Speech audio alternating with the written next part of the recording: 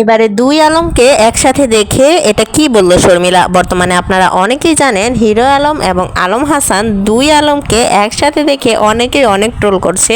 যেহেতু হিরো আলমকে কেউই স্বাভাবিক চোখে দেখে না, সেই জন্য কিন্তু শর্মিলাও ট্রোল করেছে। বর্তমানে শর্মিলা আলম হাসানের একেবারেই বিপক্ষে চলে গেছে। বর্তমানে শর্মিলা এবং আলম হাসানের মধ্যে ডিভোর্স হয়ে গেলেও তাদের মধ্যে কিন্তু কন্ট্রোভার্সি শেষ হচ্ছে না। আলম হাসানকে হিরো আলমের সাথে দেখে শর্মিলা বলল, হিরো আলমের ক্যারেক্টার যেরকম আলম হাসানের ক্যারেক্টারও নাকি সেই রকমই। আলম হাসান নাকি হিরো আলমের সাথে এই জন্যই মিশেছে। তবে বর্তমানে নাকি আলম হাসানের চ্যানেলের ভিউজ কমে গেছে বলে আলম হাসান এই হিরো আলমের সাথে যোগ দিয়েছে।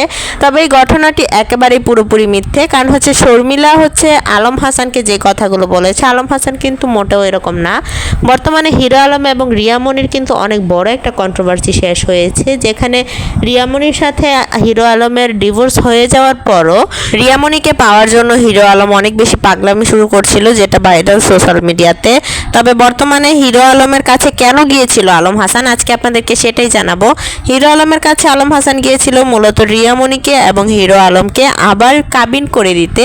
মূলত তাদের ডিভোর্সটা যে হয়েছে, হিরো আলম রিয়ামনিকে কাবিনের 1 টাকাও দেয়নি।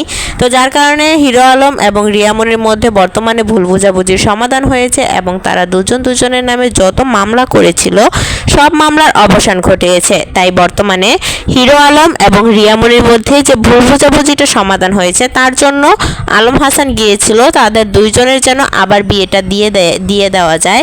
তার কারণেই মূলত আলম হাসান গিয়েছিল। আর আলম হাসানের যেই গান, সেই গানের একটি স্টুডিও ছিল সেখানে, তো সেই কারণেই হিরো আলমকে নিয়ে গিয়েছিল। হিরো আলমের গানও রিলিজ হবে, আলম হাসানের গানও রিলিজ হবে।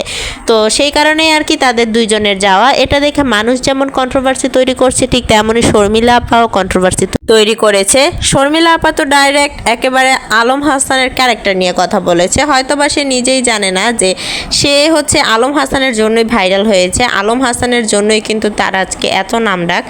মূলত সে ভাইরাল হওয়ার জন্যই হয়তোবা আলম হাসানের কাছে গিয়েছিল, এমনই বলছে দর্শকরা।